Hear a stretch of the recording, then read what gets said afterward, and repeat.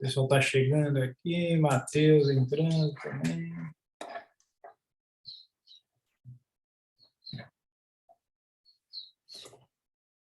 Vamos fazer aproveitar o tempo que a gente está aqui de boa, vamos fazer uma recordação aqui, né? Vamos lembrar. A gente viu processo de planejamento financeiro, a gente viu conduta e responsabilidade profissional, a gente viu o perfil de competências do planejador financeiro, certo? Nessa última, perfil de competências do planejador financeiro, o desempenho competente, ele está apoiado num tripé, lembram disso? Muito bem. Qual que era esse tripé? Porque o desafio dessa matéria que passou, perfil de competências do planejador financeiro, é de você conseguir separar o que é cada coisa, né? Conseguir enxergar as caixinhas. Então, o desempenho competente, ele está apoiado nesses três fatores. Quais eram os três fatores? Vocês lembram? Rapaz, deixa eu pensar aqui. Desempenho competente. Vamos lá, tem que estar na cabeça isso daí. Capacidades. Vamos lá. Habilidades. Capacidades, habilidades e conhecimento, certo? Capacidades, habilidades e conhecimento. Então, a gente precisa lembrar disso. Isso é o desempenho competente. Dentro das capacidades, quais eram as capacidades? Aquela brincadeira que eu faço. Capacidades, tá certo? Então, vai fazendo um mapa mental aí na sua cabeça. Desempenho competente requer 3 características: capacidades, habilidades e conhecimento. Fechou? Muito bom. Dentro das capacidades, as capacidades, coleta. Ajuda aí. Análise e síntese. Coleta, análise e síntese. Show de bola. Então, de novo, desempenho competente, capacidades, habilidades e conhecimento. Dentro de habilidades, capacidade acabamos de falar, coleta, análise e síntese. Dentro de habilidades. Responsabilidade. Isso. Lembra do RPCC, tá certo? Se você lembrar do RPCC, você não esquece mais isso daí na vida. Então, quem estava falando, eu acabei te cortando, desculpa. Responsabilidade profissional, né? Isso. Depois o P é o quê? P de prática. Isso. Depois o primeiro C, RPCC. Cognição, não. Faz na ordem, para não esquecer. Responsabilidade profissional, prática, comunicação e cognição, tá certo? Então, RPCC, repete aí comigo, todo mundo junto, lá no 3. RPCC. Responsabilidade. Responsabilidade profissional, prática. Comunicação e cognição. É isso aí. Já vou dar uma bronca a vocês. Isso aqui tem que estar no sangue, vocês não podem titubear, tá certo? Porque a titubeada, ela tem que ser no âmbito do enunciado da questão, mas o conceito tem que estar na cabeça. Então, eu vou ficar puxando a orelha de vocês até estar decoradinho isso daí. Decorado, Barba Branca? É, decorado. Precisa decorar isso daí. Não tem acerto, não tem negociação, tá certo? Então, lembra, desempenho competente, 3 fatores, tá certo?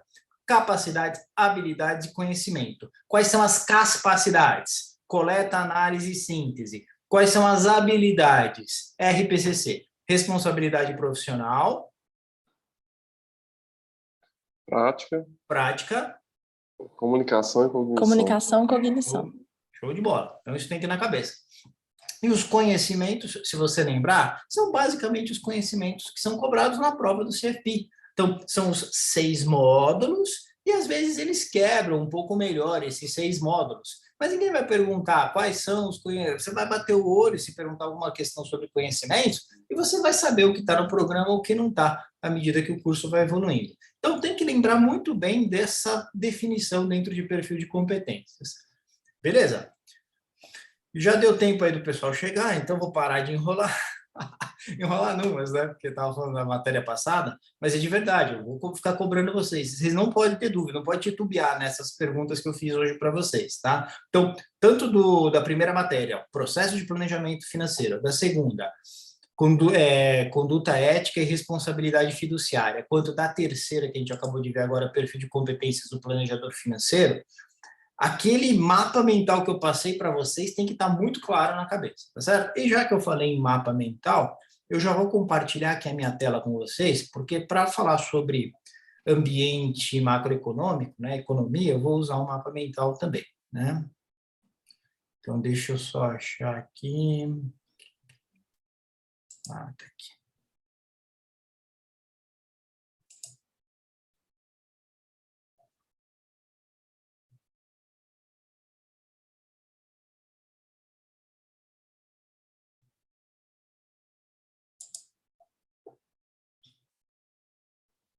Estão enxergando aí, né? Sim. Então, basicamente vai ser o seguinte, tá, pessoal? É isso aqui que vocês têm que saber bem para a prova, né?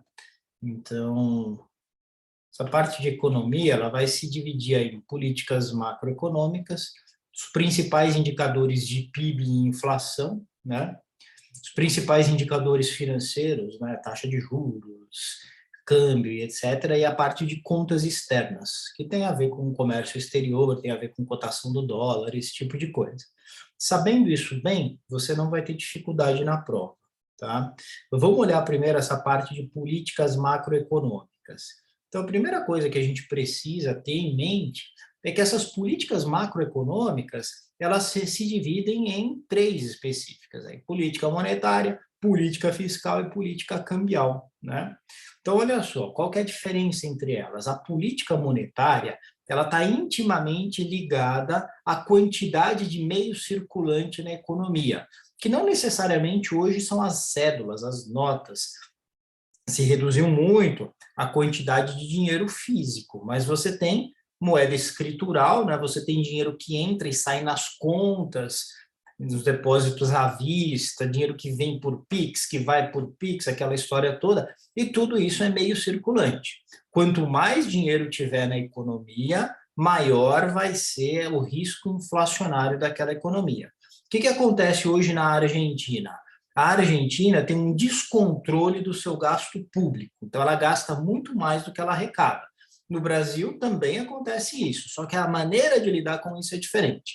Então, os argentinos estão fazendo tudo errado. Aqui no Brasil, a gente, felizmente, o Brasil é um país que demora para aprender as coisas, mas dessa parte, felizmente, a gente aprendeu legal, que é o fato de que você não pode financiar gasto público emitindo moeda, emitindo um meio monetário, tá certo? E lá na Argentina é o que os caras estão fazendo.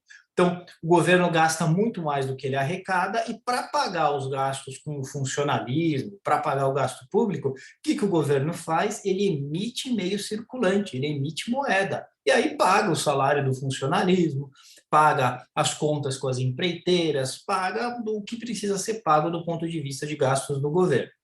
Então, para que serve a política monetária? Justamente para controlar esse nível de emissão, esse nível de moeda no mercado, e com isso evitar que haja inflação. Por um lado, né, um dos extremos é esse, outro dos extremos é evitar que haja falta de meio circulante e, portanto, haja recessão, tá certo? Então, basicamente, você vai ter dois momentos. Você vai ter uma política expansionista ou contracionista. Época da pandemia, todo mundo com medo, todo mundo em casa, principalmente no começo da pandemia, fim do mundo, o que vai acontecer? Não vamos gastar, porque a gente não sabe o dia de amanhã. Então, a economia em vários países deu uma parada muito forte. O que esses países fizeram? Uma boa parte desses países começou a emitir mais moeda, né? Começou a baixar a taxa de juros fortemente, porque baixando a taxa de juros você incentiva o crédito. E aí quem estava pensando em fazer alguma compra financiada vai ver que os juros está baratinho, vai lá e compra, financia, percebeu? Isso é tudo política expansionista, tá certo? Então, uma política monetária expansionista vai fazer com que haja redução na taxa de juros, tá certo? Então, lembra disso. Redução na taxa de juros é o preço do dinheiro. Você está reduzindo o custo de dinheiro para quem toma emprestado. Vocês lembram que a taxa Selic ela chegou a estar 2%, algo nunca visto no Brasil, tá certo? Então, você conseguia tomar... Eu lembro que todo mundo que tinha financiamento imobiliário, eu, na aula, falava para a galera, se você tem financiamento imobiliário, já vai lá e truca o banco. Fala que você vai fazer a portabilidade, que estão te oferecendo algo muito mais baixo. Então, o Itaú negociou fortemente para manter o cliente. Então, baixou a taxa de juros do financiamento imobiliário e assim por diante. Por quê? Porque o crédito estava muito mais barato. E por que estava muito mais barato? Porque havia uma preocupação grande do governo de não deixar a economia parar. Então, de incentivar o consumo, de incentivar o investimento por parte das empresas e assim por diante. Legal? Tudo bem? Se tiver dúvida, me interrompe aí, tá? É bidirecional aqui, não precisa ficar só ouvindo, não tem problema.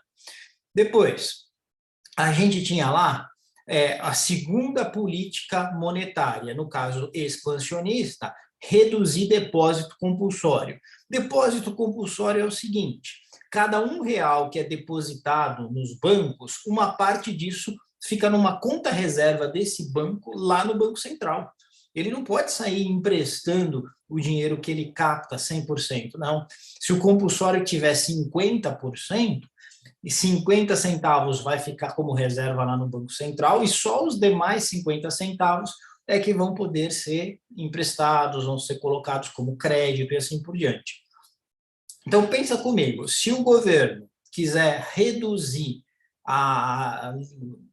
quiser aumentar a quantidade de dinheiro no mercado, ele reduz ou ele aumenta o depósito compulsório? Ele reduz, fala, em vez de ser 50%, vai ser 30%. A cada R$ 1 que os bancos captarem, só 30 centavos, 30%, precisa ficar aqui comigo. Os outros 70% saem emprestando, que eu quero mesmo é ver dinheiro nessa economia para a economia andar. Estão me entendendo? Então, uma política expansionista passa pela redução do depósito compulsório. Tá bom? E aí você tem reduzir a taxa de redesconto. O que é a taxa de redesconto mesmo? Alguém lembra aí?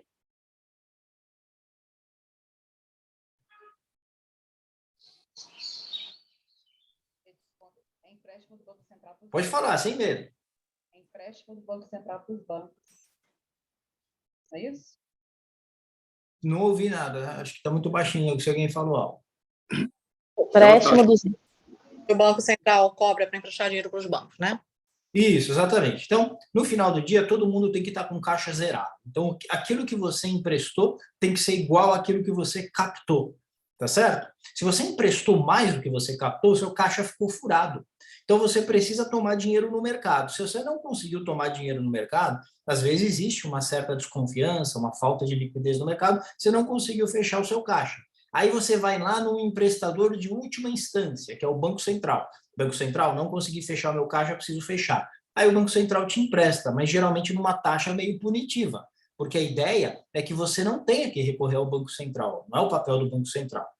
Então, o que você faz? Se você reduz essa taxa de redesconto, você está sinalizando o seguinte, ó, pode emprestar que eu garanto. Eu garanto aqui que no final eu empresto para vocês, para quem faltar, para quem deu muito crédito, e não vai ser uma taxa punitiva que vai ferrar o balanço de vocês. Tá certo? Então, essa que é a ideia da taxa de redesconto. Se eu reduzo a taxa de redesconto, eu, Banco Central, eu estou sinalizando para o mercado que é para pôr meio circulante no mercado, é para dar crédito. Tá bom? E, finalmente, comprar títulos públicos, né? Então, o Banco Central, o que ele faz? Ele fica fazendo umas operações chamadas de operações de open market, mercado de open market, operações de overnight, são todos sinônimos para a mesma coisa. Que é o seguinte, ele fica regulando a quantidade de dinheiro lá do mercado, tá certo?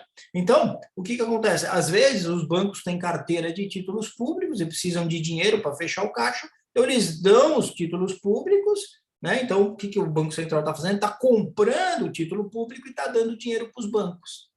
Tá certo? Se ele começa a fazer isso mais ativamente, o que ele está fazendo? Ele está pegando os títulos públicos que estavam na mão dos bancos e está pondo mais dinheiro no mercado. Então, quanto mais ativamente ele compra títulos públicos, mais ativamente ele joga dinheiro no mercado. Estão me entendendo?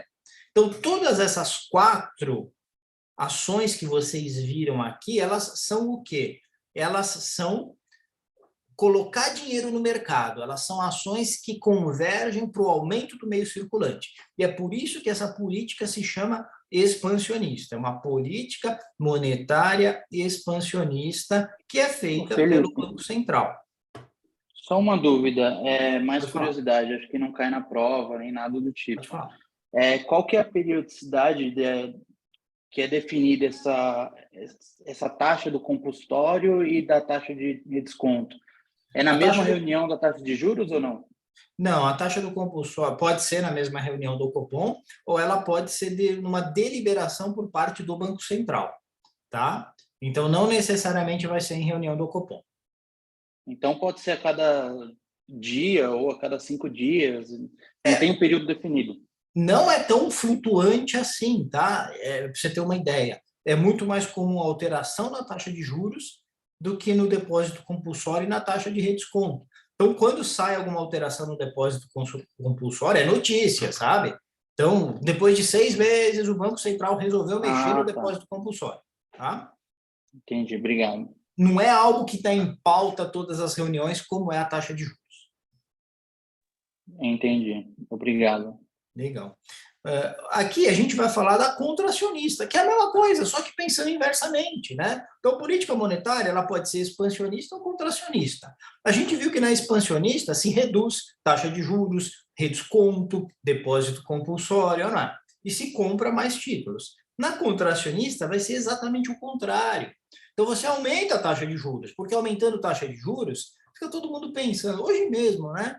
Vocês que atendem clientes, vocês que estão no dia a dia, assim, eu estou aqui no mercado, muitas vezes eu estou mostrando um investimento aqui para o meu cliente fala, mas caramba, ô, Filipão, eu ganho 15% no pré, eu ganho 16% no pré, na renda fixa. Se eu puser em Selic, eu ganho 110 do CDI, nós estamos falando aí de 14 e alguma coisa.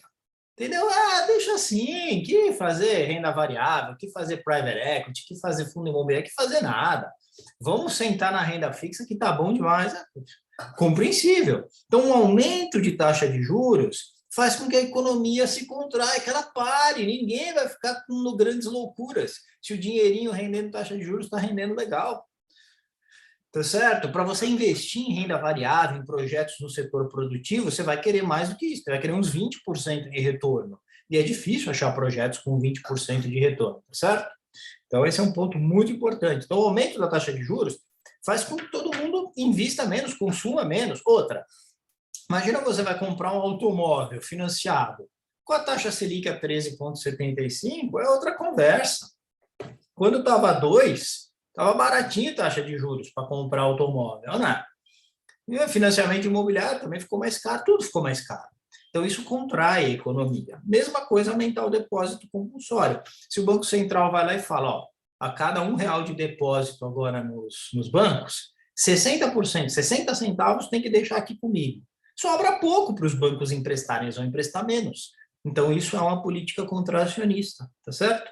Mesma coisa aumentar a taxa de redesconto. O Banco Central vai lá e fala, ó, ficou quebrado no dia, você vai pagar juros altos, eu te empresto dinheiro, mas você vai pagar juros altos. Aí o pessoal, opa, isso daí vai ferrar meu balanço, depois o resultado vai ser muito ruim, então eu não vou mais ser tão arrojado ao conceder crédito, tá?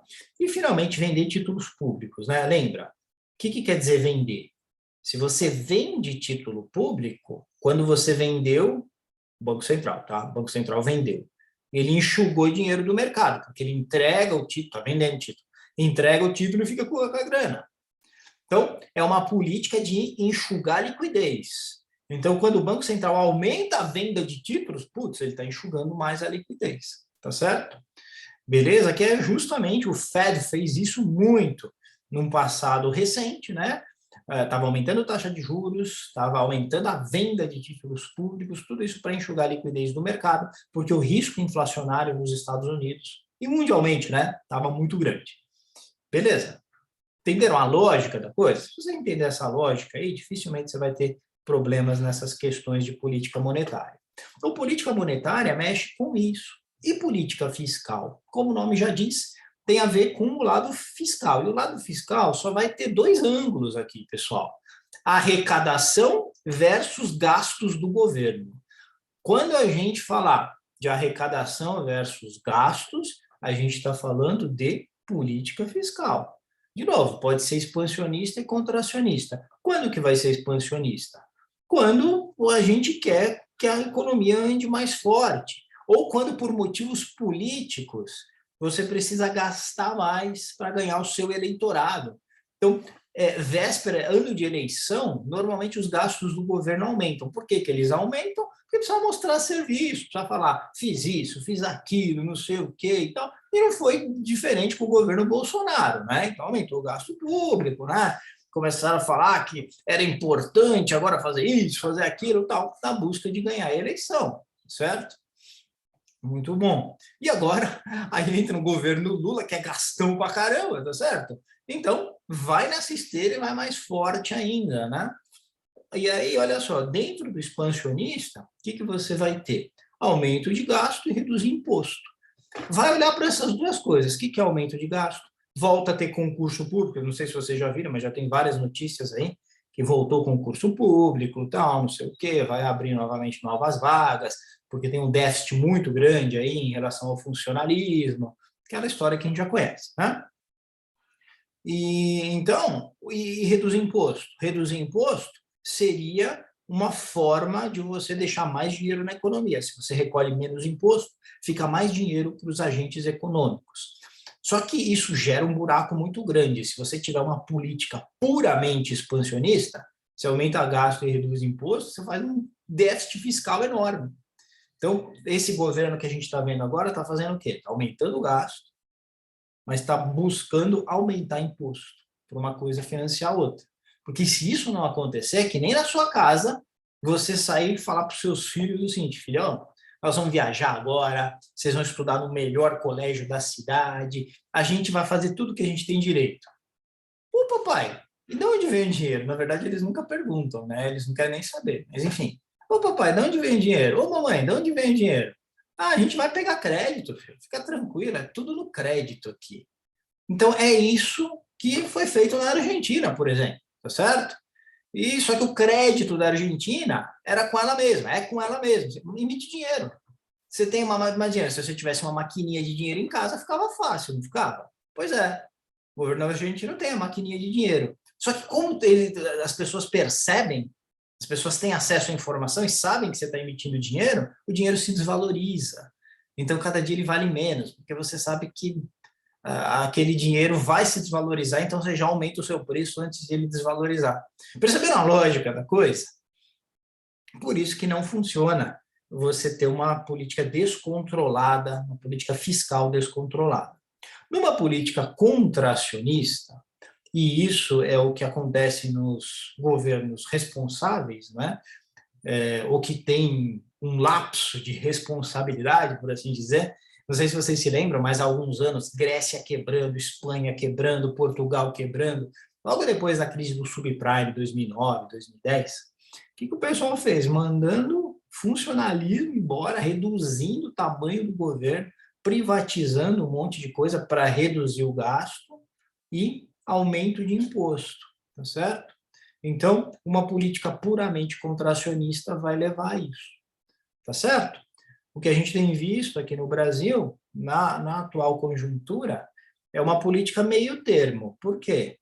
Porque ela é um aumento de gastos, mas ela é um aumento de impostos para financiar tais gastos, que é o que tem que acontecer do ponto de vista de responsabilidade. E a sociedade, o mercado cobra isso do governo. Tá? O governo preferiria, porque é muito mais popular, você ter uma política expansionista e pronto, você aumenta gastos e reduz imposto. Mas é inviável, não se as contas não fecham, não se paga, tá certo? Beleza, galera? Tamo junto aí? Pô, eu tô vendo aqui, ó, só tem 3 hoje aqui, ó. 2, só Daniel e Graciele aí com a câmera aberta. Ah, não, Isabela tá aberta. Olha, eu tô xingando os caras, tá aberta. Que Diosa também tá aberta. Tá certo? Sei lá se vocês estão aí ou se vocês estão tomando café na padoca, hein? Olha lá, a Paula tá aberta também. É que não tava aparecendo para mim. Foi mal, galera. Desculpem a calúnia aí. Agora, vamos lá. Faltou falar da política cambial, né? Olha só. Bom, política cambial, o que você tem que lembrar para a prova? Que você tem câmbio flutuante e câmbio fixo.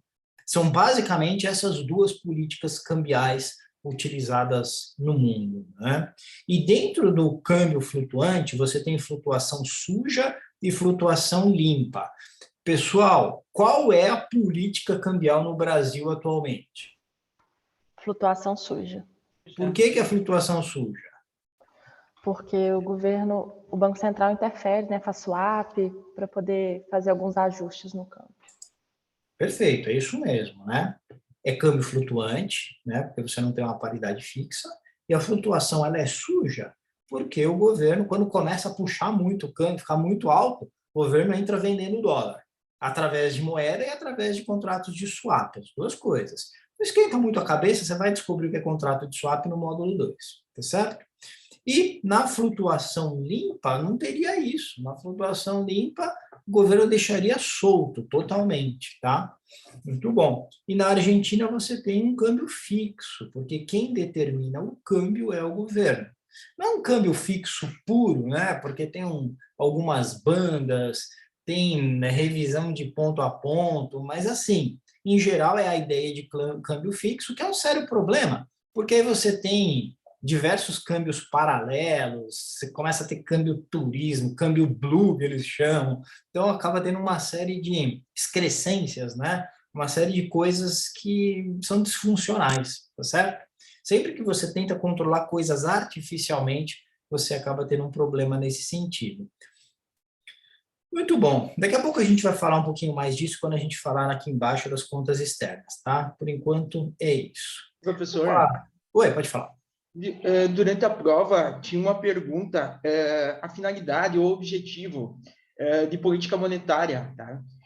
Se não me engano, eu fiquei na dúvida lá, mas tinha reduzir a desigualdade social, algo nesse sentido, não sei se tem... Inflação, tá?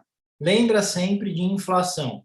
Porque se você olhar, em 2021, saiu uma lei complementar que fala a respeito do papel do Banco Central e diz o seguinte: o papel número 1 do Banco Central, o objetivo principal do Banco Central é o controle inflacionário, tá?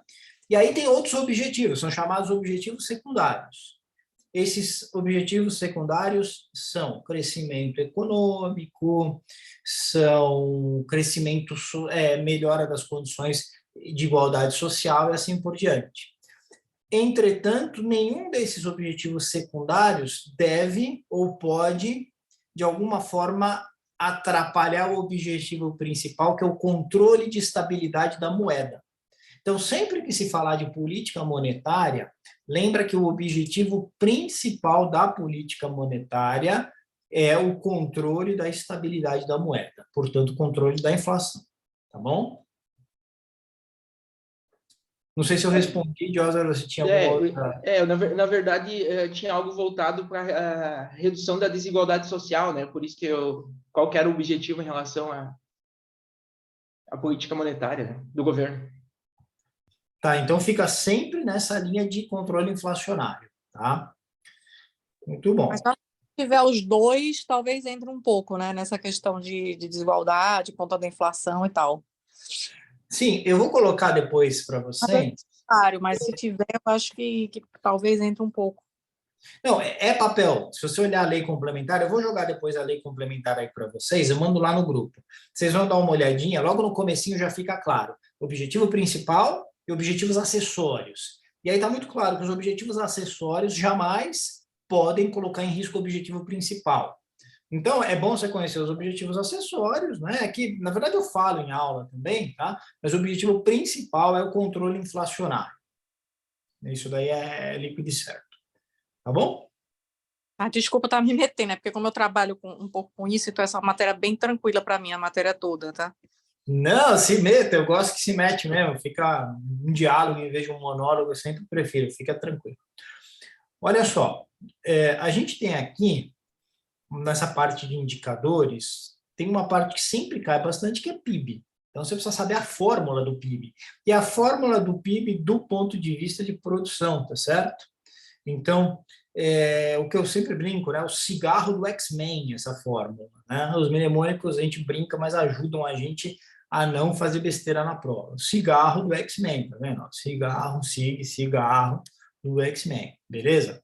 Então, olha só, é duro, porque quanto mais passa o tempo, mais novas as gerações, daqui a pouco ninguém nem sabe qual é o X-Men, mas por enquanto vocês têm cara de velhinho aí, tô olhando nas fotos e tal, então acho que dá para me acompanhar, tá certo? Que nem eu. Então, basicamente, o consumo das famílias é o C, o I é de investimento. Investimento aqui não tem nada a ver com aplicação financeira, é investimento no setor produtivo. Então, investimento em máquinas, em expansão de fábrica, em estoques, que esse é um ponto que às vezes a prova pergunta, então você precisa lembrar que quando você aumenta o estoque na economia de produtos acabados, na verdade, esse foi um investimento que foi feito na produção, tá certo? Investimento em capital de giro, de uma forma global.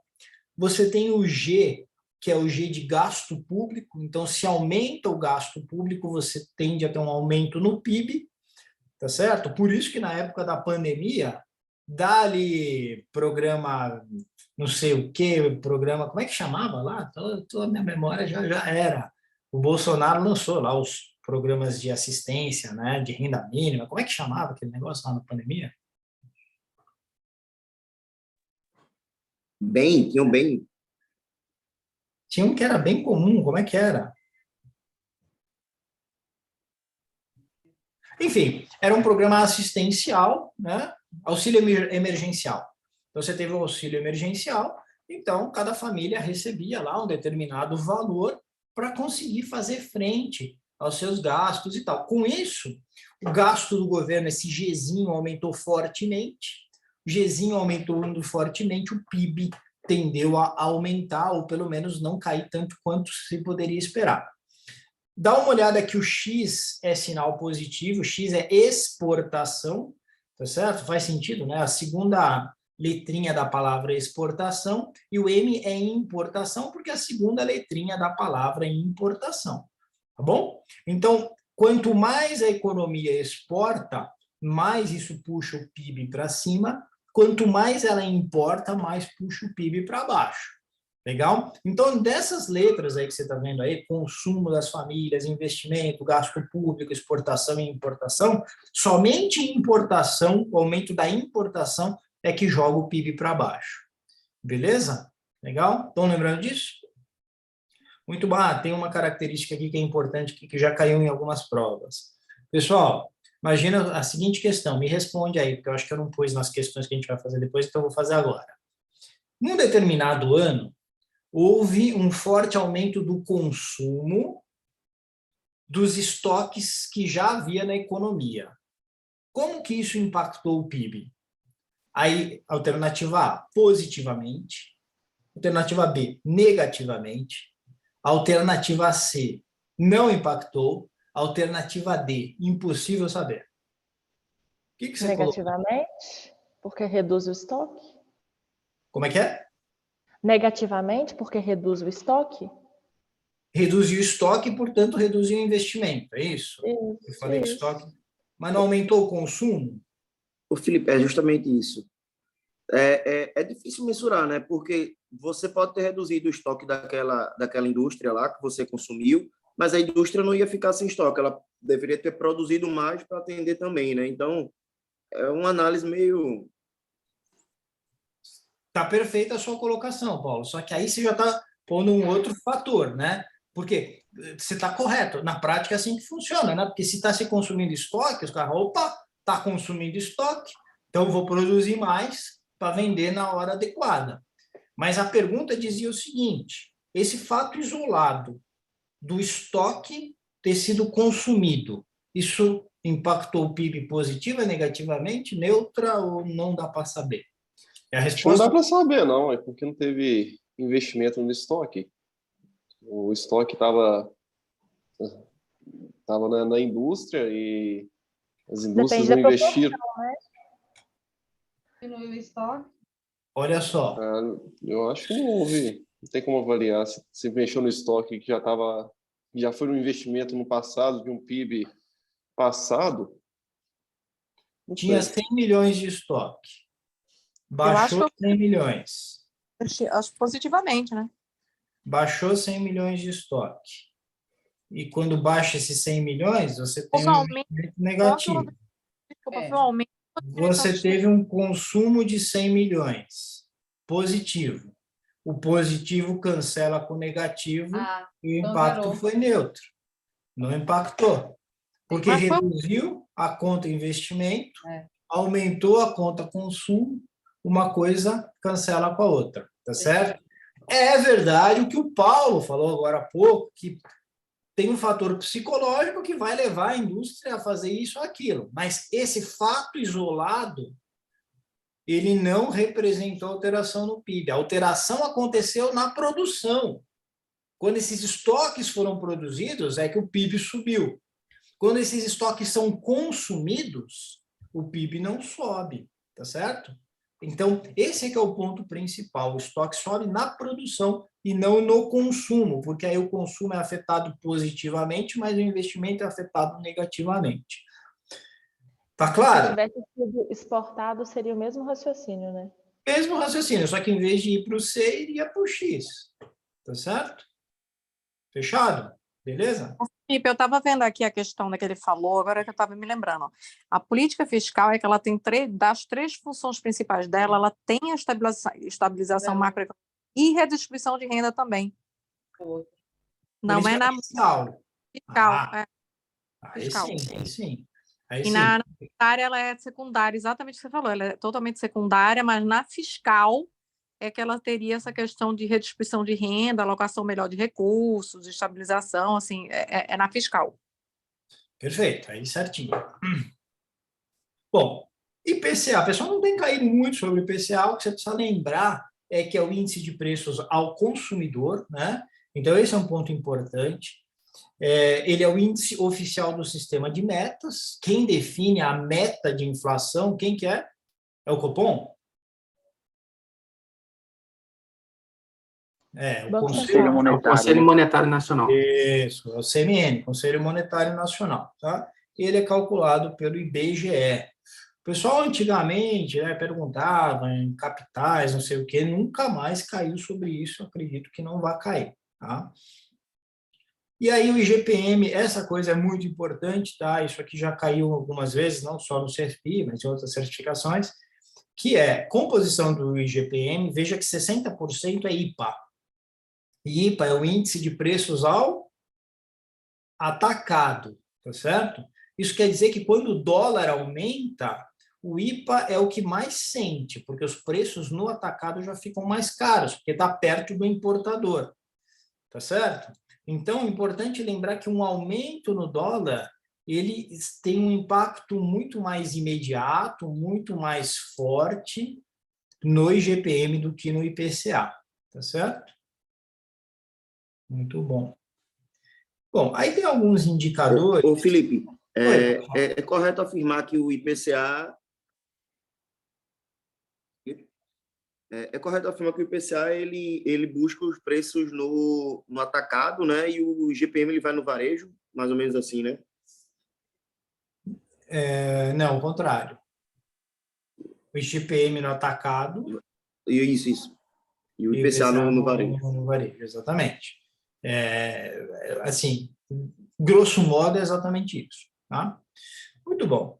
Taxa Selic, pessoal, precisa lembrar que a gente tem dois tipos, a Selic meta, que quem define é o Copom, e a Selic efetiva, que é o que acontece na prática. A Selic efetiva ela é determinada pelas operações de open marketing do Bacen. Então, o Bacen ele persegue a Selic meta. Então, ele fica lá comprando e vendendo títulos, aumentando, diminuindo a oferta de títulos, justamente para chegar na meta, tá certo? Então, importante lembrar disso. Taxa DI são as operações interbancárias sem lastro em título público, né? Então, basicamente, a taxa DI são aquelas taxas de empréstimo entre bancos, empréstimos por um dia, ok? Então, muito semelhante à taxa Selic, ela vai estar bem coladinha sempre na taxa Selic, tá certo? A ATR, ela é calculada com base nessa TBF, né? E a TBF, ó, isso aqui mudou. Antigamente, a TBF era calculada com base na negociação de CDBs, agora é com base dos títulos públicos pré-fixados. Então, você tem um deflator que depois chega na TR, tá certo? A TR ficou muito tempo a 0%, né? E dependendo da época, ela pode ser diferente disso, ok? Lembrando que a TR ela é importante porque ela acaba remunerando os contratos de poupança, né? Os contratos com letras hipotecárias e assim por diante. E câmbio? Vamos lembrar aqui do câmbio. Sempre que a gente falar em câmbio spot, a gente está falando do câmbio à vista. Esse é o câmbio que você olha naquele momento. Então, se você for fechar um câmbio naquele momento, é o câmbio spot, é o câmbio à vista. E a Petax é a média, normalmente, do dia anterior, né? Então, quando a gente chega lá na Petax, a gente está determinando qual foi a média das operações realizadas no mercado de câmbio, tá certo? E isso, por que chama Petax? Porque tem uma tela do Sisbacen que os dealers, né, que são os bancos que operam diretamente com o Banco Central, eles vão alimentando aquela tela, chama Petax 800, aquela tela, e aí virou dólar Petax por conta disso, tá bom? Muito bom. Para a gente terminar a parte teórica, vamos lá, a parte conceitual. Pessoal, contas externas, você precisa saber a parte de balanço de pagamentos. O que é balanço de pagamentos? É o balanço geral de entrada e saída de dólar no país. Primeira coisa, por que um país tem que ter reserva cambial? O que acontece? Não sei se vocês sabem como funciona na prática, mas é assim, o Brasil ele tem dólares, a República Brasil tem dólares depositados em contas ao redor do mundo. É isso que acontece, são dólares mesmo, que estão lá na mão do Tesouro Nacional, regido pelo Banco Central. Por que tem que ter uma boa quantidade de dólares?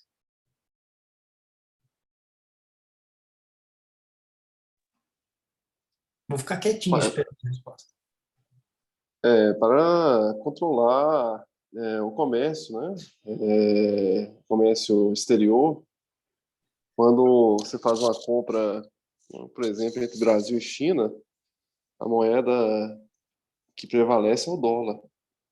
Então, como que se paga sem o dólar? Quando, assim, eu não sei falar bem propriamente, mas eu acredito que nessa troca de valores, o que entra é o dólar. Vamos supor o seguinte, você falou certinho, tá? É isso mesmo. Agora, pensa comigo.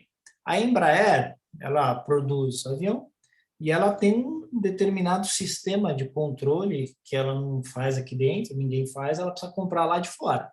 Ela compra do gringo. Quando ela compra do gringo, ela precisa pagar por esse controlador. Ela paga com que moeda? Vai pagar com reais? O gringo vai olhar e vai falar, o que é isso, mano? O que são esses reais? Não uso isso aqui para nada. Tá certo? Então, o que o gringo quer? Dólares. Por quê? Porque a moeda... O Lula quer que pague com iene agora, viu? Isso, a gente vai falar disso. Com o yuan, né? Na verdade. Mas olha só. Perdão, yuan. O que acontece? Os gringos não querem reais. Eles querem a moeda internacional, que é o dólar. Então, o que vai acontecer? Se o Brasil não tiver reserva cambial, ele não consegue comprar lá de fora, não consegue ter comércio lá com fora. Tá certo? Que é o que acontece com Cuba, que é o que acontece em alguma escala, em boa escala com a Venezuela e assim por diante.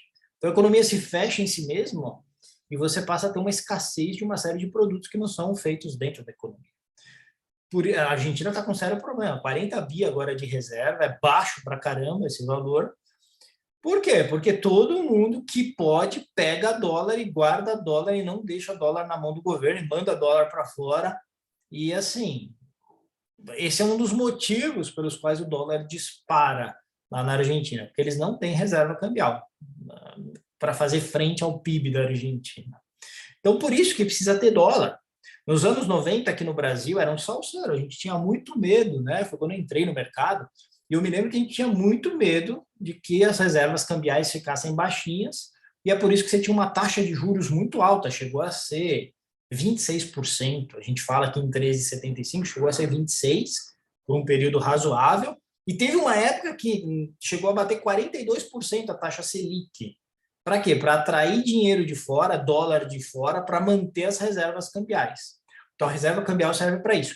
E o balanço de pagamentos, ele é feito todo ano para garantir, para fazer a conta e ver quanto que teve de superávit cambial ou de déficit cambial, tá certo? Superávit no balanço de pagamentos ou déficit no balanço de pagamentos.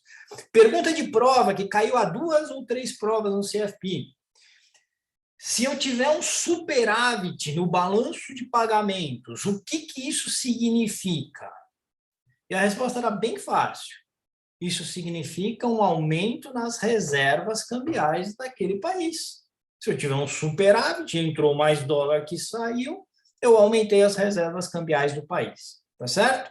Então, o que você precisa lembrar? Que o balanço de pagamentos é a última instância, já a soma de tudo. Balança comercial, balança de serviços, tá certo? Balança eletrônica, balança analógica, filizola, tudo, tá certo? Então, o balanço de pagamentos, ele é o que consolida tudo. Então, é o que acontece no balanço de pagamentos que vai dar o tom sobre o aumento ou a redução da reserva cambial, tá? Lembra disso. Felipe. Oi. Felipe? Pode falar. Esse superávit ou déficit da balança de pagamentos é o que faz com que o país, aquela questão do FMI, contrai empréstimo do FMI, ou seja, um dos credores lá do FMI? Ou tem alguma coisa a ver com isso ou não? Tem. Você contrai recursos do FMI quando você está sem reserva cambial, tá certo? Porque é aquela velha história, né? Para você fazer o país ter recursos para tocar a vida, você precisa de dólar. E aí, aliás, deixa eu... Até você tinha falado negócio lá do yuan, isso é interessante. Vocês repararam que quando começou essa tendência forte, aí Brasil conversando com a China, de aceitar o yuan, porque aí acontece assim, ó, o Brasil vende minério de ferro para a China, recebe o yuan. Aí ele usa esse yuan para comprar os produtos que são importados da China, produtos industrializados comprados da China. Aí tira o dólar da jogada. Se mais economias começarem a fazer isso, vai cair a demanda por dólar no mundo, não vai? Se cai a demanda por dólar no mundo, o que acontece com a cotação do dólar? Cai. Cai. Menos gente querendo, vai cair a cotação do dólar. Perceberam? Isso teve um efeito, assim... Sim, recentemente o dólar está com a cotação bem menor, 4,99, enfim, né? Não é porque o Brasil está melhorando, o dólar está caindo em relação a todas as moedas do mundo, tá certo? E isso vem por conta da guerra comercial Estados Unidos-China, tá? Isso é uma tendência realmente, tipo, tem possibilidades, então, do dólar não ficar mais sendo a moeda mais forte, a divisa mais forte que tem, é isso? É uma grande discussão isso, tá? Eu converso com alguns economistas, monetaristas, muitos me dizem que isso é uma viagem, que não vai acontecer, que a influência socioeconômica, sociopolítica da China não é forte o suficiente para isso acontecer, mas é só o fato de haver a ameaça, a gente já viu que pressionou o dólar para baixo, tá? Mas é uma grande questão, é uma questão que está no ar aí, dizer para que lado vai é bastante complicado, mas sem dúvida está em discussão.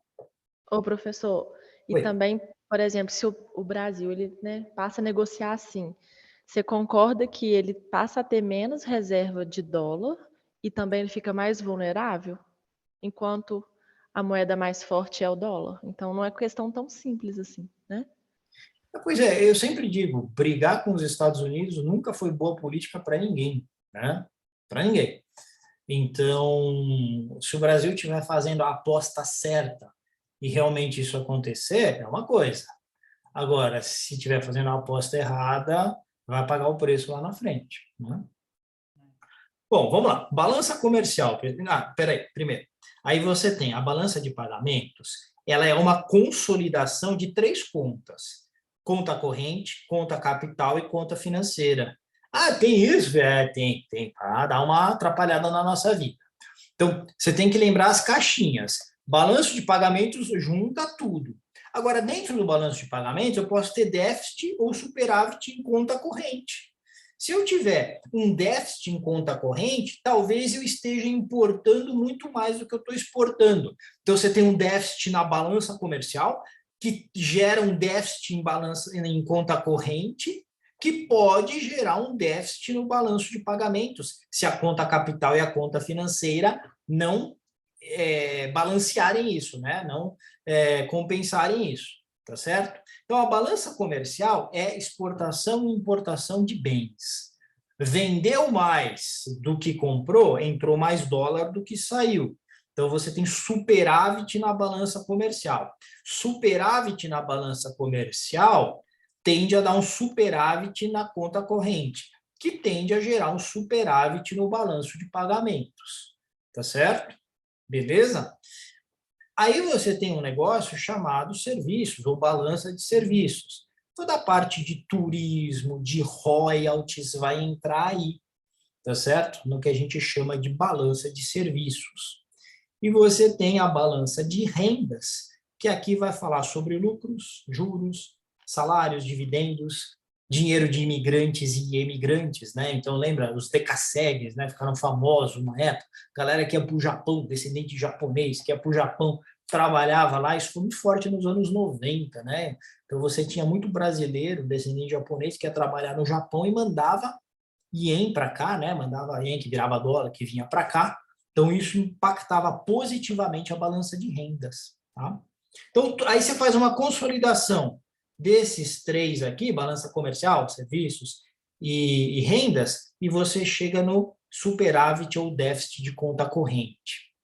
Tá bom? Beleza? Então, lembra que esses têm a ver com compra e venda de produtos, tem a ver com envio de dinheiro, porque é turismo, com royalties, tem a ver com dividendos das empresas, os lucros e assim por diante. Então, normalmente, aqui no Brasil, quando a gente fala de balança de rendas, você tem um valor mais negativo, né? Por que que é mais negativo? Porque você tem muito mais empresa gringa no Brasil do que empresa brasileira lá fora. Então, a empresa gringa, ela tende a remeter lucros, dividendos, juros e salários lá para fora, tá bom? Muito bem. E você tem uma conta chamada conta capital. A conta capital ela é para transferências de patrimônio por migrantes entre países. Então, é na conta capital que normalmente isso aí... Opa, parou aí. Eu estou mexendo aqui no tablet, mas não está mexendo para vocês, né? Está mexendo? A conta capital está fechada. Que estranho, olha. Calma aí. Não, não tá mexendo, tá parado. Espera aí, segura aí. Vou interromper e compartilhar de novo.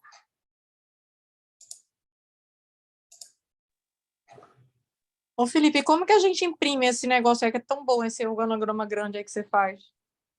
É uma boa pergunta, porque eu nunca imprimo. Eu vou dar uma pesquisada, tá? Vocês viram que os outros estão lá disponíveis, né? Nas aulas ao vivo. Né? Só que às vezes eu vou dentro de avião, estou viajando alguma coisa, não consigo me conectar. Acho tão bom isso. Dá para exportar para PDF, deve ser com PDF você consegue. Eu vou ver direitinho, depois te falo, tá? Finalmente tem a conta financeira, tá, pessoal? Que é o investimento direto, investimento em renda fixa, em renda variável do gringo aqui. Então, por exemplo, essa conta financeira, nos últimos meses no Brasil, foi muito positiva. Por quê? Juros a 13,75. O gringo traz dinheiro para renda fixa. Né? A gente fala 13,75, mas para 2 anos ele estava investindo a 15, 15,5, muitas vezes. Tá certo? O brasileiro vendendo bolsa aqui, o gringo comprando. Então, toda essa grana que vem para cá, dessa forma, ela entra na conta financeira. Tá? Aí você soma isso tudo e vai dar o balanço de pagamentos. Fechado? Vamos ver o nosso nível aí nos exercícios, né? Porque a gente fica vendo aqui, tá tudo ótimo, né? Mas fica a pergunta, né? Será que eu estou preparado aí para resolver as questões? Então, vamos já jogar aqui na tela. Felipe, Oi, pode falar. nas aulas e no material tem a parte também de entidade, né? Do sistema financeiro, normativo, supervisor. Isso não está nesse escopo aqui? Como é que... Tá sim. Foi bom que você me lembrou aqui. Vou fazer um negócio? Segura aí. Deixa eu ver aqui o negócio. Vou dar uma passadinha só numa tela só, porque nessa tela eu vou explicar tudo para vocês em cima dela. O que acontece? Para o CFP, o que você precisa conhecer é isso aqui, ó. Tá certo? Você precisa ter essa tabela na sua cabeça, tá? Você tem essa tela na sua cabeça, você não vai errar questão nenhuma. Vem comigo, olha só. Você tem lá 3 tipos de órgãos: órgãos normativos, supervisores e operadores do mercado, tá? Tem uma pergunta que às vezes ela volta, quando todo mundo tinha esquecido dela, ela volta, que é: qual é o órgão superior do mercado financeiro? É esse aqui, certo? É o Conselho Monetário Nacional. Porque é o Conselho Monetário Nacional que vai normatizar todo o sistema financeiro, tá? Então, você tem mercado de investimentos. Essa primeira parte aqui é mercado de investimentos e crédito, tá? Investimentos fica aqui, normalmente, CVM, e crédito e moeda, tá? Crédito e moeda fica aqui no Bacen. Então, quem supervisiona moeda também? Quem supervisiona crédito e moeda é o Banco Central. Pode ver que todos os bancos estão supervisionados pelo Banco Central, tá certo? E todos os órgãos de investimento, corretoras, gestoras, distribuidoras de valores, estão supervisionados pela CVM. Então, o Conselho Monetário Nacional cria as normas. Essas normas, muitas vezes, elas são editadas pelo próprio Banco Central e pela CVM, e o Banco Central e CVM vão checar se os players do mercado estão cumprindo as normas, e se não estiverem, eles vão lá e vão fazer as sanções. O Banco Central, às vezes, liquida um banco, fecha um banco, porque ele está supervisionando e vê que tem besteira lá e o banco é irrecuperável. CVM pode punir, pode multar, pode fazer uma série de coisas com quem faz o que é indevido junto ao mercado. Então, lembra que toda aquela parte, a gente vai ver um pouquinho mais disso em ambiente regulatório, mas aquela parte de lavagem de dinheiro, aquela parte de operações ilícitas, por exemplo, front-running, os ilícitos do mercado financeiro são punidos pela CVM, porque geralmente tem a ver com a parte de valores mobiliários, né? Então, Bacen e CVM supervisionam essa parte de investimento, moeda e crédito. Os operadores, corretoras, demais instituições financeiras, bancos e tal, tá certo? As bolsas também, e outros intermediários. Então, isso é o geralzão de investimentos e crédito. Aí tem outras 2 linhas, que é de seguros privados, e aqui você precisa lembrar de uma coisa. Em seguros privados, entra tudo que é previdência aberta. Então, a previdência aberta, ela entra como um produto de seguro privado, tá certo? Então, por exemplo, um VGBL é um seguro de vida. Um PGBL é um produto de previdência, mas que está dentro daqui de seguros privados, tá certo? Quem que é o supervisor? SUSEP. Quem que é o normatizador? O Conselho Nacional de Seguros Privados. Aqui saiu errado, hein? SP, CNSP. Conselho Nacional de Seguros Privados. E aí você tem lá as resseguradoras, sociedades seguradoras, sociedades de capitalização e as entidades abertas de previdência complementar, APCs, que são quem está operando, né? Quem está nesse mercado. E você tem uma outra linha que é da previdência fechada, entidades fechadas de previdência complementar, que são aqueles fundos de pensão, tá ligado? Então, a Petros, e assim vai, né? Você tem vários fundos de pensão aí que são de grandes bancos, de grandes estatais, e aí você tem a normatização pelo Conselho Nacional de Previdência Complementar, e você tem a Previc, que é a Superintendência Nacional de Previdência Complementar, quem supervisiona. Se você tiver essa tabela na sua cabeça, você não precisa saber de mais nada, porque todo o restante você vai saber resolver. Tá bom? Então é bem importante estar lá no material de vocês, essa tabela aí.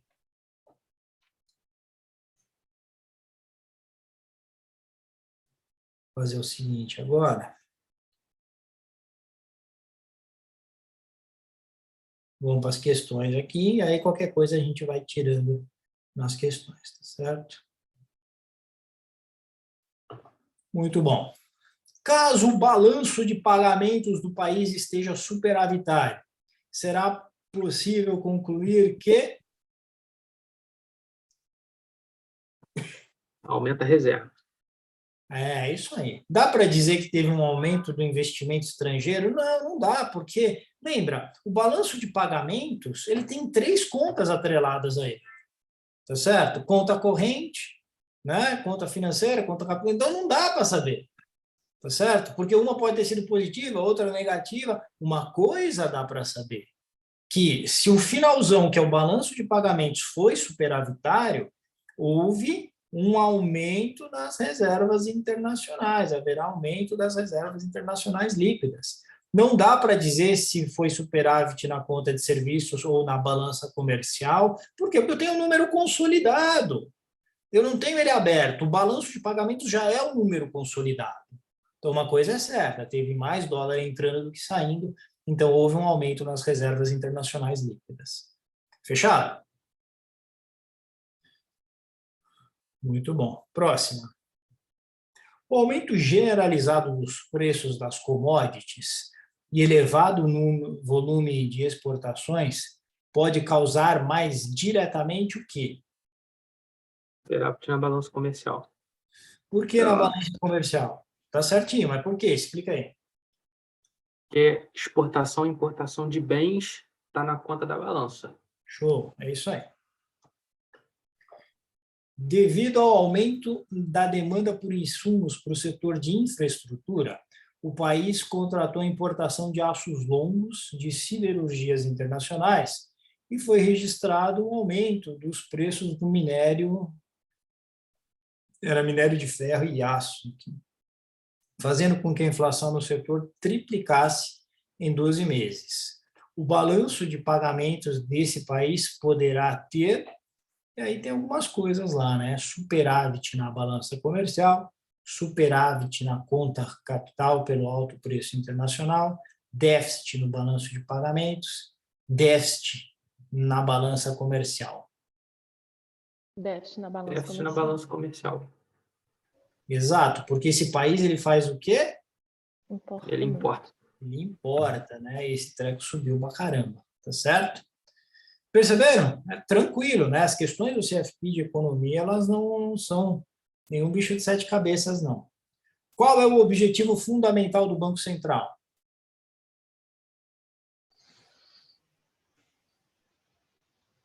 Segurar a estabilidade de preço. Putz, é isso aí, né? Então, não esquece mais isso, tá?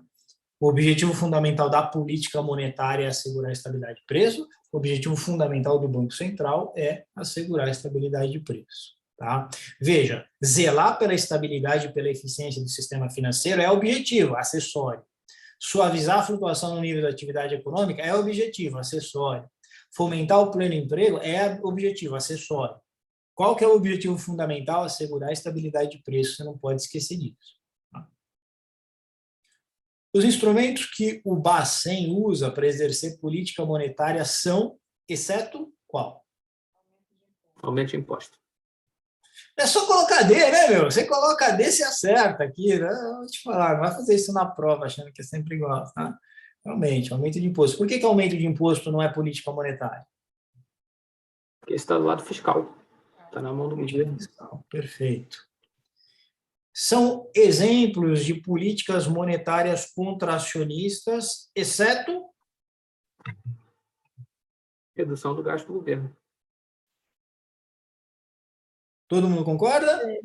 Uhum. Que a redução do gasto do governo é política Fiscal. contracionista ou expansionista? Contracionista.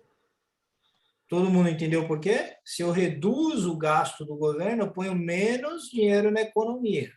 Então é contracionista, tá certo? Então é essa mesmo. E aí eu esqueci de perguntar no anterior, ó, se liga. Aqui, ó, aumento de imposto é política contracionista ou expansionista? Contracionista. Contracionista. Deixo menos dinheiro no mercado, se eu aumento o imposto, tá certo? Contracionista.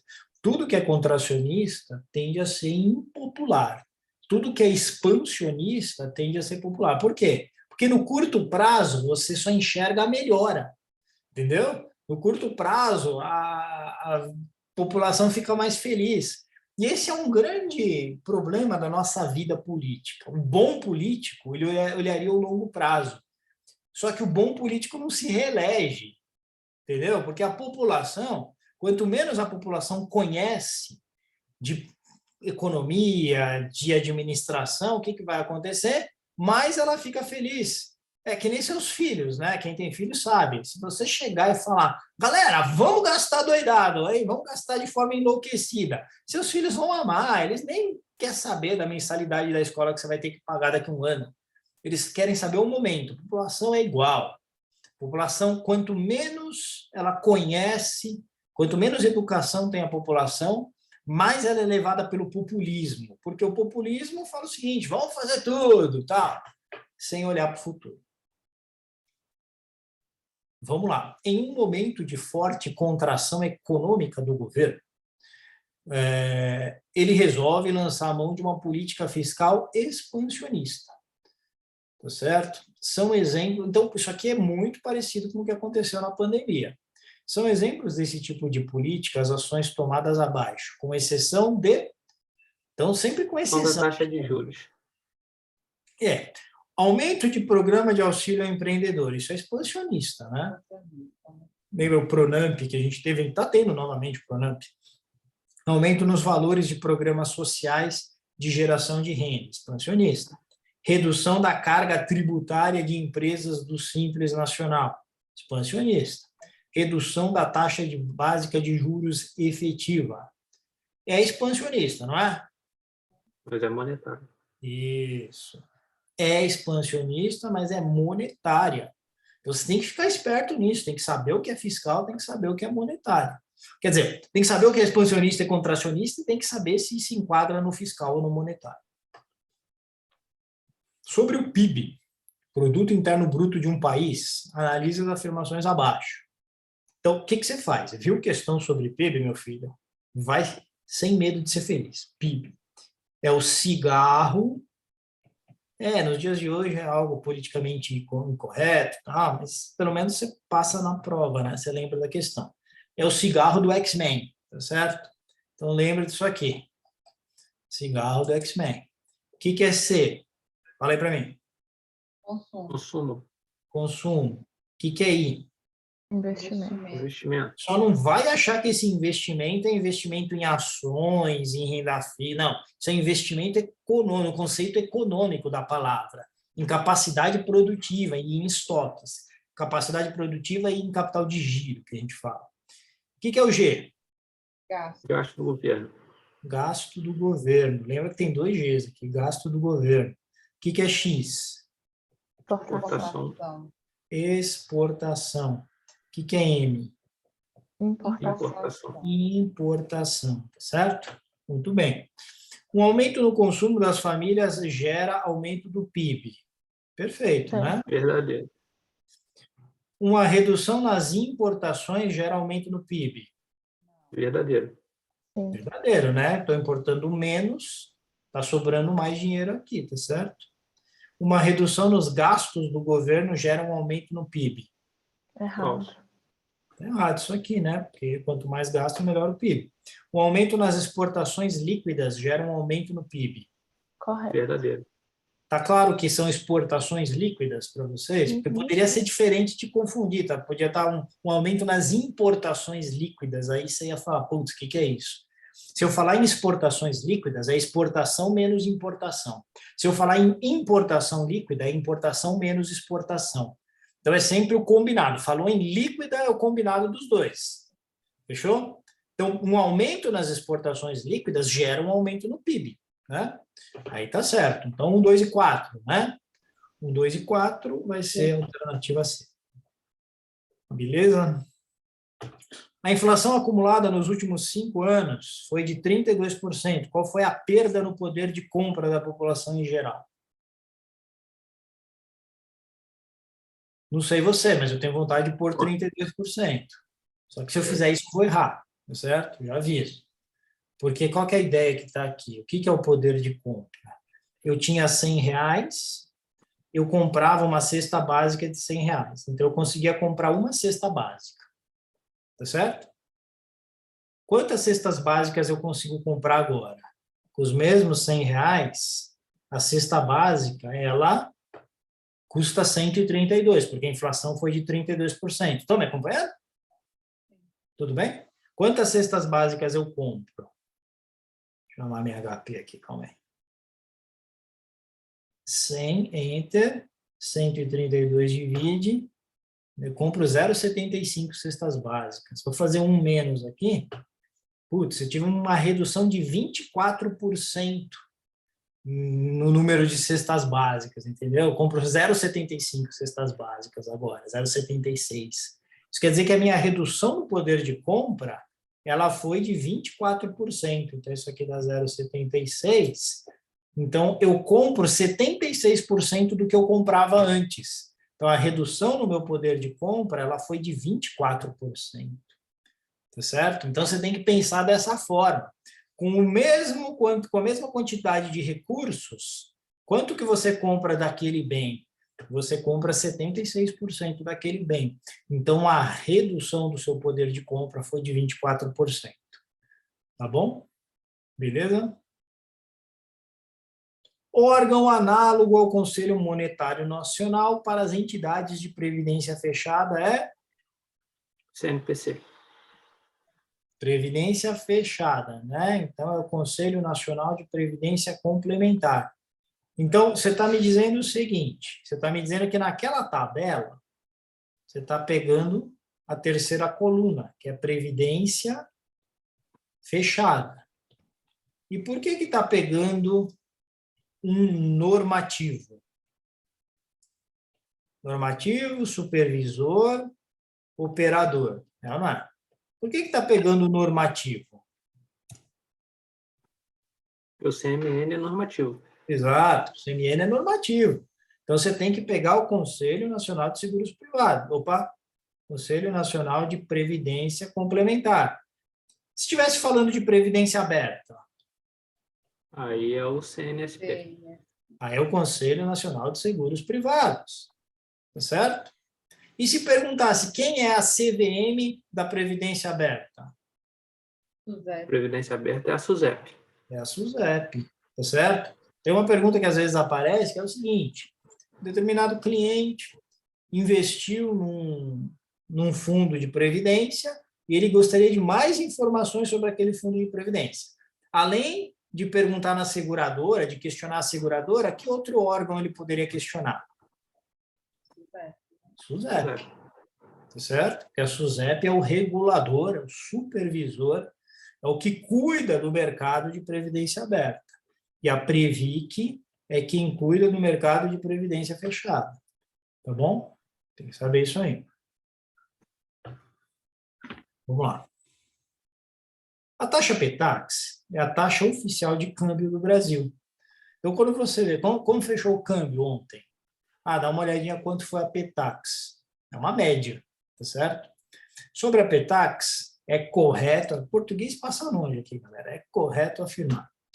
Cotação diária de todas as operações de compra e venda de moeda estrangeira calculada pelo Bacen. Falso. Falso porque não são todas, né? Enfim.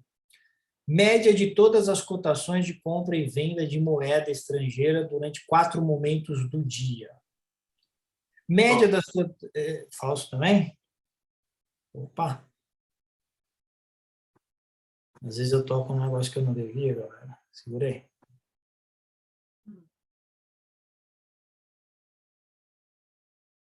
Então, você está me dizendo que aqui é falso, aqui é falso. Média das cotações de compra e venda de moeda estrangeira é calculada pela CVM? Falso. Errado, não é falso. Média das cotações de compra e venda de moeda estrangeira é calculada pelo Bacen, informada pelos dealers durante 4 momentos do dia. Só sobre essa. Ah, só pode ser essa aqui, né, pessoal? Então, lembra disso. São os dealers, eu falei isso quando a gente estava conversando, são os dealers que mandam essas cotações, e são 4 momentos do dia. Tá bom? Beleza? Por que que existe a PTAX? Porque se fosse a última cotação, imagina que a gente pegasse o seguinte, quanto que fechou o dólar ontem? Pega pelo último negócio de ontem. 4,99. 4,99? Agora imagina o seguinte, imagina que eu tenho um contrato em dólar e esse contrato ia vencer ontem, e eu queria puxar lá para cima. O que eu faço? Fico esperando o último minuto, e no último minuto eu entro comprando pesado para puxar a cotação. Perceberam? Então, para evitar esse tipo de manipulação, você tem modelos de média 4 vezes no dia para suavizar essas distorções e possíveis manipulações de mercado. Tá bom? Sobre a taxa DI, considere as seguintes afirmativas. Então, vamos ver. Divulgada pela B3, é uma taxa média ponderada das operações realizadas entre instituições financeiras pelo prazo de um dia, com lastro de emissão do CDI, Certificado de Depósito Interfinanceiro. E aí? Vamos lá. Tá certo isso aqui? Correto. B3 porque antes era a CETIP, a B3 comprou a CETIP, tá certo? E aí a B3, ela faz isso. 2, expressa na forma anual, base 252 dias úteis, é o indicador mais utilizado pelo mercado como parâmetro de comparação nas aplicações de renda fixa. 110 do CDI e assim por diante. Deu quanto do CDI? Deu 98 do CDI, é o que acontece na prática. Quando não há operações suficientes para cálculo do DI, pelo menos 10 operações, ela será calculada com o percentual da taxa Selic.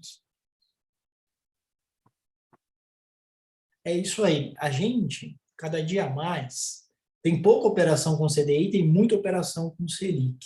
Aliás, se fala em mudar o benchmarking para Selic, né? Não falar mais percentual de CDI, percentual de Selic, há muito tempo. Né? Talvez haja alguns interesses dos bancos, que eu não sei se você já reparou, mas o CDI é sempre um pouquinho abaixo do Selic. Se você deixar o dinheiro rendendo Selic... Geralmente é 0,10, né, Felipe? Pode usar mais ou menos esse parâmetro de 0,10 abaixo da Selic sempre? CDI? Não, porque depende. Tem dia que está igualzinho. A meta, ela é 13,75, por exemplo. Tá? Isso é a meta Selic. Meta Selic. Aí você vê a Selic efetiva, ela é uns 13,65. Selic efetiva. Aí você vê o CDI efetivo, ele flutua um pouquinho. Às vezes é 13,63, às vezes é 13,60, às vezes é 13,55, como você falou. Então, ele flutua um pouquinho. Agora, olha que interessante. Se você deixar o dinheiro rendendo Selic, ele sempre vai render mais de 100 do CDI. Ele rende uns 100,10, 100,20 do CDI. Então, é interessante para as instituições financeiras deixar o dinheiro aplicado em Selic e apresentar para o cliente que rendeu mais que o CDI, de forma bruta. Então, eu tenho certeza que para os bancos não interessa mudar o benchmarking para Selic. Agora, fica um negócio meio esdrúxulo, porque tem pouquíssimas operações com CDI hoje em dia. Então, isso acontece. Às vezes, você não tem operações suficientes, e aí você pega um percentual da Selic para poder fechar a conta. Tá bom? Então, é a alternativa D. Tá tudo certo aí. Beleza, galera? Sobre os índices de preço IPCA e IGPM, considerem as seguintes afirmações. Vamos lá. O IGPM é composto pela média ponderada, 60% IPCA, 30% IPC e 10% INCC, tá certo? Com periodicidade do dia 21 do mês anterior até o dia 20 do mês de referência. Certinho, né? O IGPM é isso, tá certo?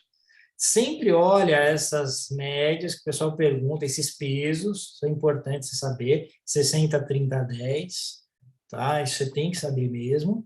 E aí tem que lembrar que é do dia 21 ao dia 20, né? Então, não é começo contra fim de mês, é do 21 ao 20. 2. PCE é calculado mensalmente pelo IBGE, tá certo? Tá certo isso. Índice utilizado pelo Banco Central para o sistema de metas de inflação, tá certo também, e é o indexador que corrige a NTNB, tá certo? Isso daí vocês não viram ainda a NTNB, mas pode aparecer assim na prova, tá? Então, não se assuste. Então, 1 está correta, 2 está correta também, está tudo certo, que foi dito aí.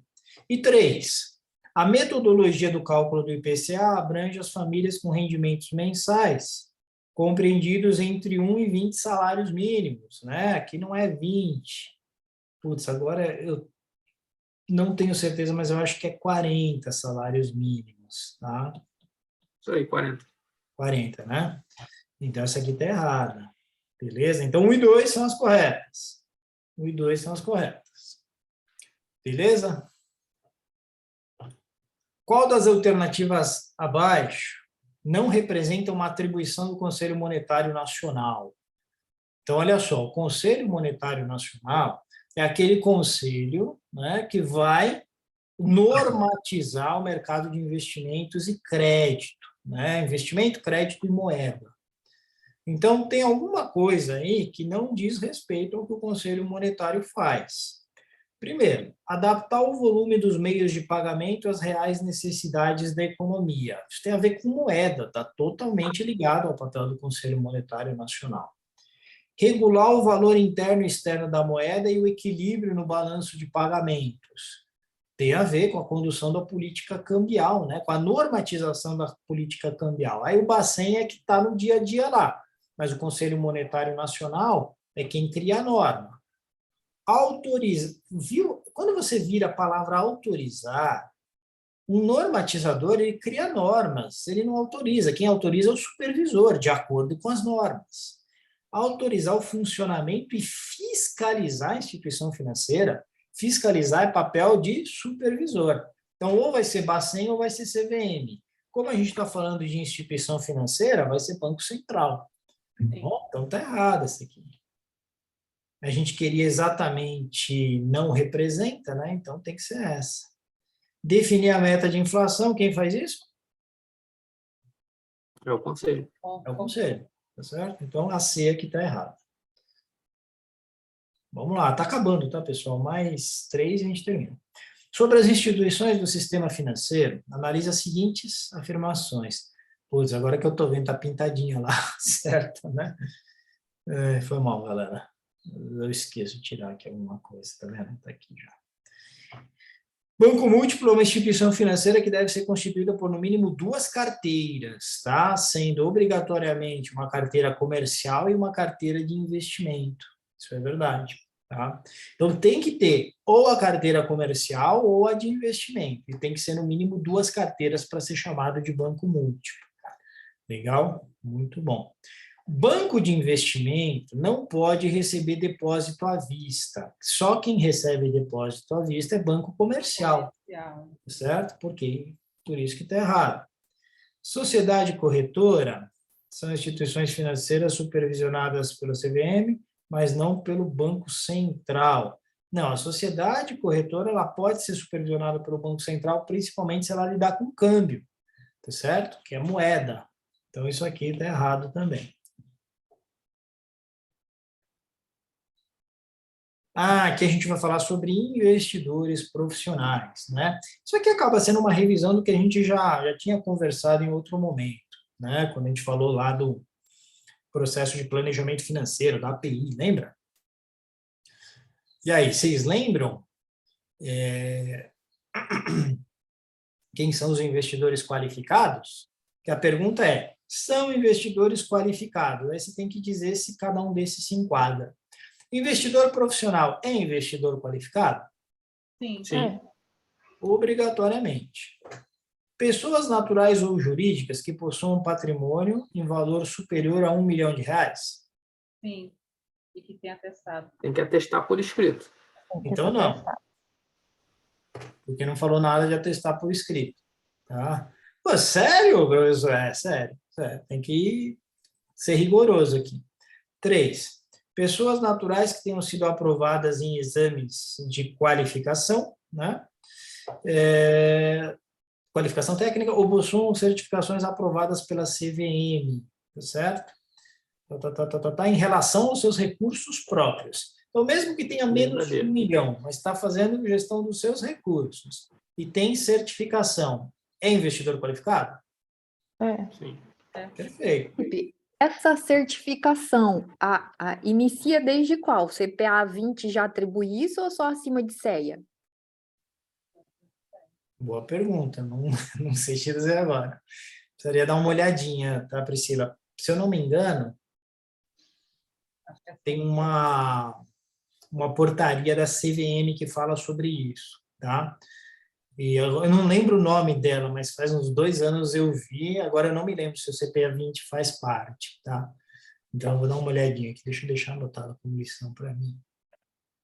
CPA 20, conta? Eu vou dar uma olhada, depois eu falo para vocês lá no grupo, tá? Eu acho que é só o CEA. Porque a diferença do 10 e o 20 é para você vender produto para investidor de alta renda ou não.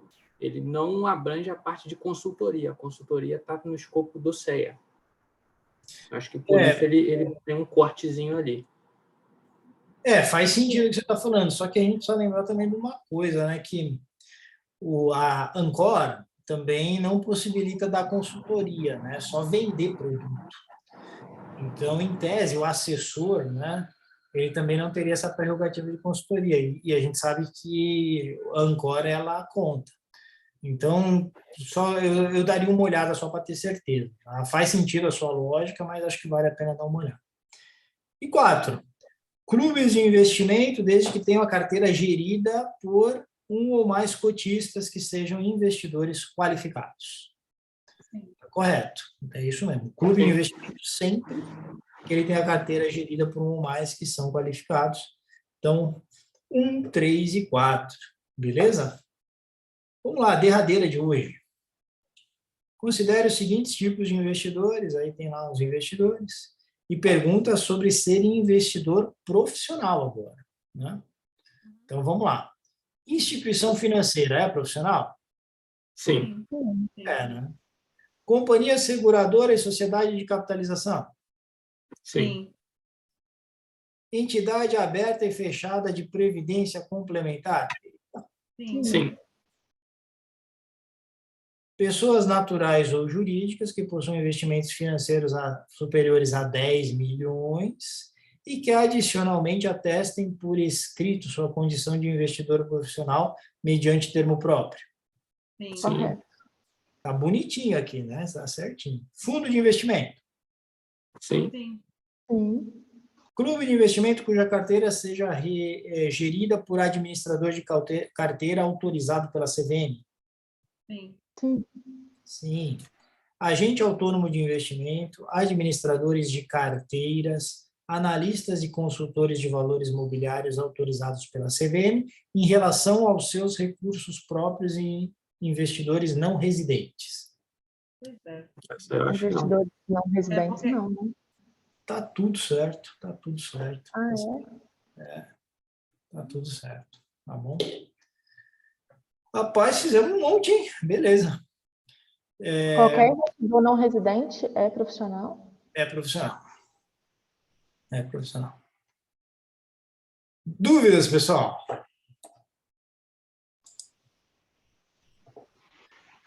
Legal. Nós vamos fazer o seguinte, então. Na segunda-feira, a gente tem a nossa primeira... Segunda é feriado, né? Na quarta-feira, a gente tem a nossa primeira aula de fundamentos de finanças, né? Então, procurem fazer já bastante exercício de acordo com a plataforma e na aula de quarta, tragam a HP, né? Então, deixa a HP do seu lado, porque o grande segredo para você não ter dificuldade nessa parte de fundamentos de finanças é você fazer bastante exercício. Então, aí a gente faz junto na quarta-feira, tá bom?